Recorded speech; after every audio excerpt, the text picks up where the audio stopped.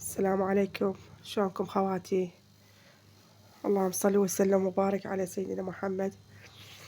شوفوا خواتي، اليوم عندنا تجهيزات نسوي عصير رمضان بالمعصارة مالت العصير. شوفوا خواتي، عندي جزر ورارنج وبرتقال، يعني راح يروح وقته طبعا.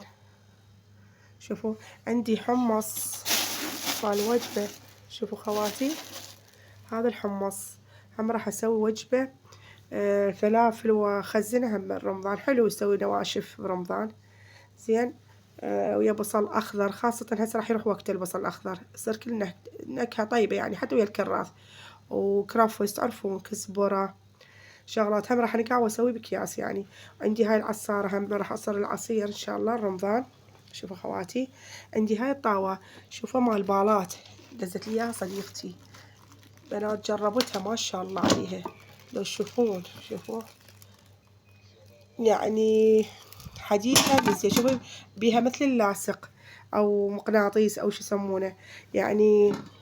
شوي دجاج تجي تسوي بيها بيتزا، تسوي بيها كيك، كل شي تصير يعني، حتى تتقلين بيها طبعا. ما شاء الله عليها، والله يحفظكم.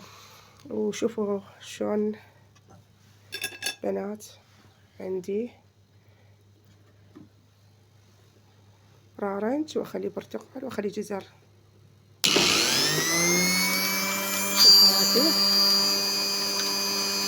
اخلي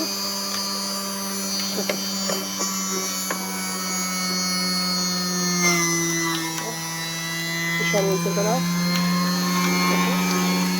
يطلع لك شوربة بحد عصير بحد ما شاء الله. شوفوا بنات،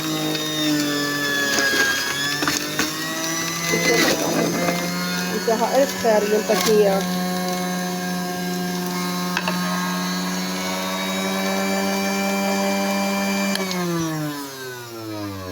شوفوا بنات، شوفوا العصير وشوفوا القشور بحد، أو مو قشور يعني البذور مالتها يعني، أنا مقشرته.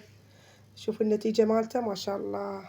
هاي من صديقتي انطتني هدية، وهاي توا مال تيفال أو مال بالا، هي هم من صديقتي من بغداد، جزاها الله خير.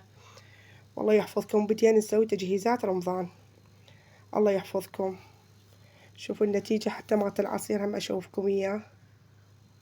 برنقال، شوفوا بنات شراويكم ما شاء الله. شوفوا النتيجة، أشوفكم حتى أكمل الخلطة مالتنا. شوفوا البرش مالته بنات، شوفوا العصير، هذا العصير، شوفوا العصير، وهذه البرش مالته أو نسميه. شوفوا هاي العلبة الثانية، مو قشور هي، هم يفيد بس ما حد ياكله يعني بصراحة. هذا مالته، وهذا العصير. الله يحفظكم، حطيت 3 برتقال وواحدة رارنج وواحد جزر، واسوي بعد وياه حتى يصير وجبة لرمضان. الله يحفظكم، سهمكم العافية. شوف خواتي، شوف النتيجة ما شاء الله. شوفوا قد ثخين، ضيفي له عليه بالرمضان ماي وثلج، واذا تبين حالات بعد اكثر طبعا حيل مرتب. تدرون ليش؟ يعني هسه رخيص الرارنج والبرتقال ب500، والجزر رخيص، كل شي خذي مواد رخيصة لان يعني بعد راح يروح وقته.